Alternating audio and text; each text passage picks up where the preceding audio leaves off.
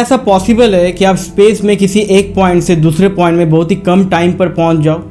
क्या ऐसा पॉसिबल है कि आप यूनिवर्स में किसी एक गैलेक्सी से दूसरे गैलेक्सी में 1 घंटे या 1 दिन में पहुंच जाओ without covering long distances in light years? Well, theoretically it is possible, और शायद उस सिस्टम को आप खुद डिज़ाइन कर सकते हो या स्पेस टाइम आपको हेल्प कर सकता है इसको अचीव करने में। Hi everyone, I am Arindam and welcome to my channel to call. आज की इस वीडियो में मैं वर्म होल्स के ऊपर बात करूंगा and how one will perceive it while approaching it.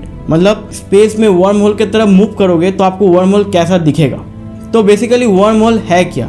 तो ये एक टनल है जो कि 2 डिस्टेंट पॉइंट को स्पेस में कनेक्ट करता है, और ये दिखने में कुछ ऐसा होता है जहाँ पर स्पेस टाइम खुद को कर्व करता है, जिसके वजह से 2 पॉइंट्स आपस में कनेक्ट होते हैं थ्रू अ टनल, और इसी टनल को वर्म होल कहा जाता है।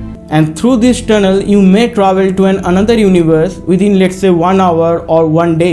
तो ये कॉन्सेप्ट मेनली आइंस्टाइन के जनरल थ्योरी ऑफ रिलेटिविटी से इमर्ज हुआ है, जिसे आइंस्टाइन रोजन ब्रिज के नाम से भी जाना जाता है। नाउ लेट्स से ये कॉन्सेप्ट थियोरेटिकल से रियल हो गया and wormholes space time में एग्जिस्ट करने लगे, then how it will be look like to someone who is approaching it. I hope कि आप लोगों ने इंटरस्टेलर मूवी देखी होगी एंड आप लोगों को वो सीन भी याद होगा जहाँ Cooper, doctor Brand, Doyle and Romilly worm hole के थ्रू ट्रैवल करते हैं, जो कि सैटर्न के पास प्लेस्ड होता है, to an another galaxy through their spacecraft named Endurance। उस सीन में वर्म होल को स्फेरिकल दिखाया गया है, जिसके अंदर गैलेक्सीज, स्टार्स, क्लस्टर्स सब फ्लोट कर रहे होते हैं। उस सीन में रोमेली कूपर को एक्सप्लेन कर रहा होता है कि why worm holes appearing spherical in shape. Now let's understand what Romilly explain Cooper. Now let's consider this paper as a flat space time, और ये पॉइंट ए है एंड ये पॉइंट बी।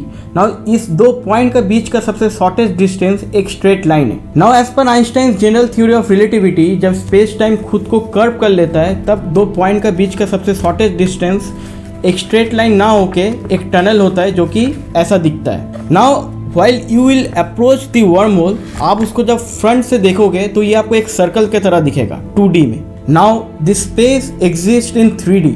तो बेसिकली आप जब किसी सर्कल को 3D में देखोगे तो वो आपको स्फेरिकल दिखेगा। तो आई होप कि आप लोगों को इतना दूर तक समझ में आ गया होगा कि आपको वर्म होल दिखेगा कैसा जब आप उसको अप्रोच करोगे स्पेस टाइम में। अब जो इंटरेस्टिंग पॉइंट है इस मूवी का वो ये है कि इस सीन में दिखाया जाता है कि गैलेक्सीज और स्टार्स वर्म होल के अंदर में फ्लोट कर रहे होते हैं।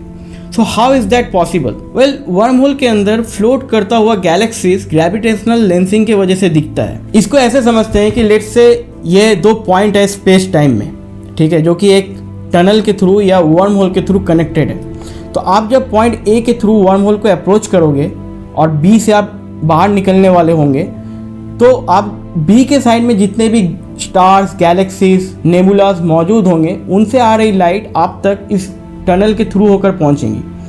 नाउ जब ये लाइट टनल के थ्रू होकर पहुंचेगी, लाइट बेंड हो जाएगी, right. Now as we all know, हम किसी भी ऑब्जेक्ट को तब देख पाते हैं जब लाइट उस ऑब्जेक्ट से रिफ्लेक्ट होकर हम तक पहुंचती है, एंड हम मेनली किसी भी ऑब्जेक्ट को स्ट्रेट पाथ में ही देखते हैं, जिसकी वजह से हमें galaxies and stars worm hole के अंदर में फ्लोट करते हुए दिखते हैं, जैसा कि इंटरस्टेलर मूवी में दिखाया गया था।